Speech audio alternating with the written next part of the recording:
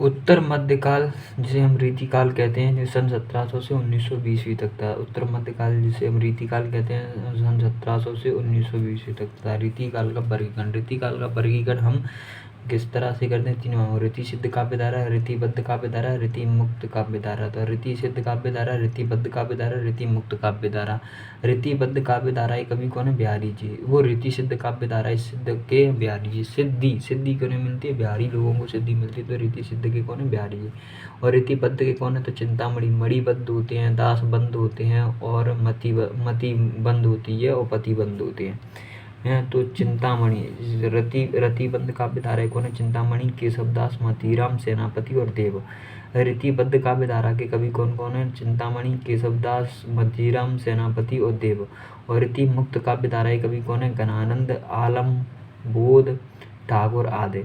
मुक्त कौन होते हैं? घनानंद होंगे तभी मुक्त होंगे, तो मुक्त रीति मुक्त के घनानंद, आलम, बोधा, ठाकुर आदि। तो रीतिकाल का वर्गीकरण: रीति सिद्ध काव्य धारा कौन है? बिहारी जी। रीतिबद्ध काव्य धारा चिंतामणि, केशवदास, मोतीराम, सेनापति, देव। और रीति मुक्त काव्य धारा घनानंद, आलम, बोधा, ठाकुर आदि हैं। रीतिकाल के अधिकांश कवि दरबारी थे, अर्थात राजाओं के आश्रय में उनके दरबार में अपनी कविताएं किया करते थे। रीतिकाल के काव्य में श्रृंगार रस की प्रधानता है। किस रस की प्रधानता है? रीतिकाल के काव्यों में श्रृंगार रस की प्रधानता बनती है।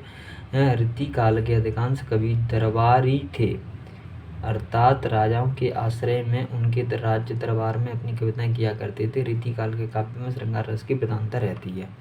रीतिकाल कवियों की काव्य भाषा कौन सी है? ब्रज भाषा थी। इनका सर्वाधिक प्रिय छंद सवैया था। तो रीतिकाल के कवियों का सर्वाधिक प्रिय छंद कौन सा था? सवैया था। और रीतिकाल कवियों की काव्य भाषा कौन सी? ब्रज भाषा थी। इनका सर्वाधिक प्रिय छंद है सवैया।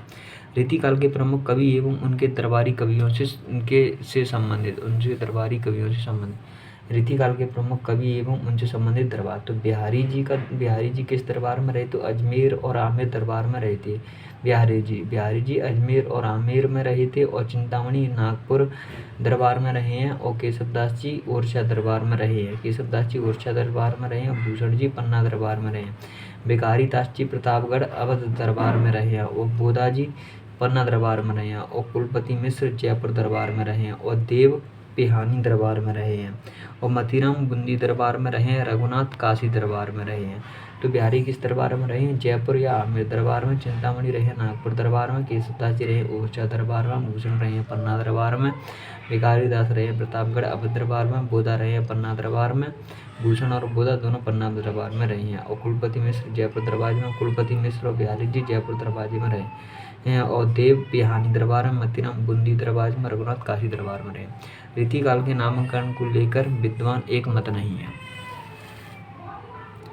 रीतिकाल के नामकरण को लेकर विद्वान एक मत नहीं है। रीतिकाल का नामकरण करने वाले विद्वान तो रामचंद्र शुक्ल जी ने रीतिकाल कहा है। रामचंद्र शुक्ल जी ने रीतिकाल कहा है। मिश्र बंधु ने इसे अलंकृत काल कहा है। मिश्र बंधु ने क्या कहा है? अलंकृत काल कहा है रीतिकाल को। और विश्वनाथ प्रसाद मिश्र ने रीतिकाल को श्रृंगार काल कहा है। विश्वनाथ प्रसाद मिश्र ने रीतिकाल को श्रृंगार काल कहा है, और रमाशंकर रसाल ने रीतिकाल को कला काल कहा है। तो रामशंकर शुक्ल रसाल ने रीतिकाल को कला काल कहा है। तो रामचंद्र शुक्ल ने रीतिकाल कहा है, मिश्र बंधु ने अलंकृत काल कहा है, विश्वनाथ प्रसाद मिश्र ने श्रृंगार काल कहा है, और रमाशंकर शुक्ल रसाल ने कला काल कहा है। रीतिकाल के प्रमुख कवि एवं उनकी रचनाएं। रीतिकाल के प्रमुख कवियां एवं उनकी रचनाएं। तो बिहारी जी की रचना कौन सी? बिहारी सतसई और ब्रज भाषा में लिखी गई है। बिहारी सतसई किस भाषा में लिखी गई? ब्रज भाषा में। बिहारी जी की रचना कौन सी है? बिहारी जी की रचना बिहारी सतसई ब्रज भाषा में। और चिंतामणि किसकी है?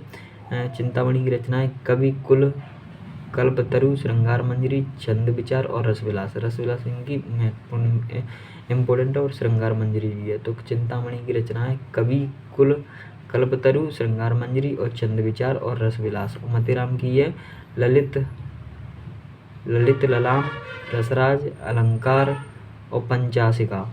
मोतीराम की रचना कौन सी है? ललित ललाम, रसराज, अलंकार और पंचासिका।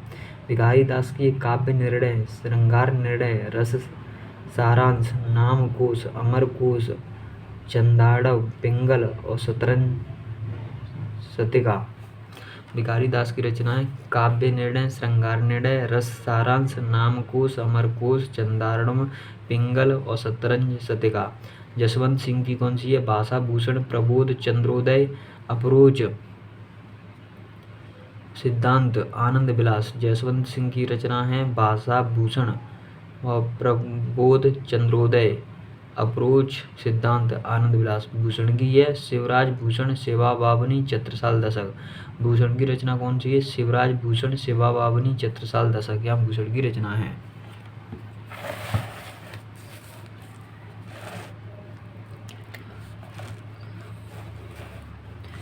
पद्माकर की रचना कौन सी है? पद्माभरण, जगत विनोद, गंगा लहरी, प्रबोध 50 है। प्रबोध 50 इंपोर्टेंट है और गंगा लहरी इंपोर्टेंट है पद्माकर की। पद्माकर की रचना है पद्माभरण, जगत विनोद, गंगा लहरी, प्रबोध 50। और कुलपति मिश्र की ये रस रहस्य, संग्रामसार, मुक्ति तरंगिणी।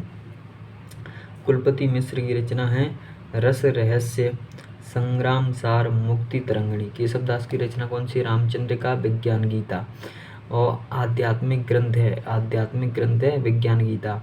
और कवि प्रिया, रसिक प्रिया, रत्न बावनी, जहांगीर जस चंद्रिका, वीर सिंह देव चरित्र, यहाँ किसकी? केशवदास की। केशवदास की रचनाएं कौन सी है? रामचंद्र के या विज्ञान गीत या आध्यात्मिक ग्रंथ है। और कवि प्रिया, रसिक प्रिया, रत्न बावनी, जहांगीर जस चंद्रिका, वीर सिंह देव चरित्र, यहाँ किसकी है? केशवदास की। दुल्हा की कौन सी है? कवि कुल कंठाभरण। दुल्हा की रचना है कवि कुल कंठाभरण।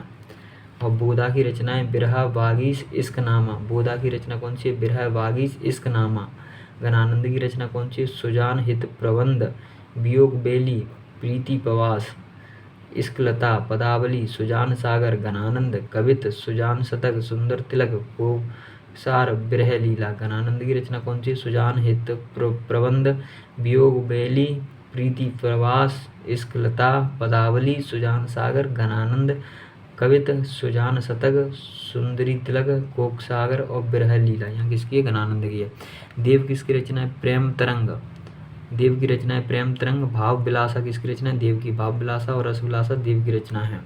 तो प्रेम तरंग, भाव विलासा और शब्द रसायन और काव्य रसायन, सुजान विनोद, भावानी विलास, कुशल विलास, देव शतक, राधिका विलास, सुख सागर, जाति विलास, अष्टायम, रस विलास। विलास देखे हुआ देव की रचना है देव विलास।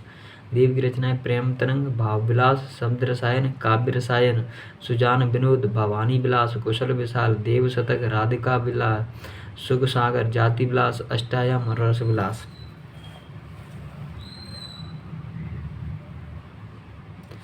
और देव को उपमा का बादशाह कहते हैं। उपमा का बादशाह किसे कहते हैं? देव को कहा जाता है। आचार्य रामचंद्र शुक्ल ने चिंतामणि को रीतिकाल का प्रवर्तक आचार्य माना है, जबकि डॉक्टर नागेंद्र एवं डॉक्टर श्याम सुंदर दास ने केशवदास को रीतिकाल का प्रवर्तक आचार्य माना है। आचार्य रामचंद्र शुक्ल ने चिंतामणि को रीतिकाल का प्रवर्तक आचार्य माना है, जबकि डॉक्टर नागेंद्र और डॉक्टर श्याम सुंदर दास ने केशवदास को रीतिकाल का प्रवर्तक माना है। चित्रकूट के सोलंकी राजा रुद्र ने भूषण को कवि भूषण की उपाधि प्रदान की। भूषण का वास्तविक नाम घनश्याम था। चित्रकूट के सोलंकी राजा रुद्र ने भूषण को कवि भूषण की उपाधि प्रदान की। भूषण का वास्तविक नाम घनश्याम था। सुंदरी सिंदूर रीतिकालीन कवि मतराम की रचनाओं का संग्रह है। सुंदरी सिंदूर रीतिकालीन कवि मतराम की रचनाओं का संग्रह है। रामचंद्र शुक्ल ने अपने हिंदी साहित्य का इतिहास ग्रंथ में भूषण को हिंदू जाति का प्रतिनिधि कवि कहा है। रामचंद्र शुक्ल ने अपने हिंदी साहित्य का इतिहास ग्रंथ में भूषण को हिंदू जाति का प्रतिनिधि कवि कहा है। घनानंद को बृहदावास का बादशाह कहा जाता है। घनानंद को बृहदावास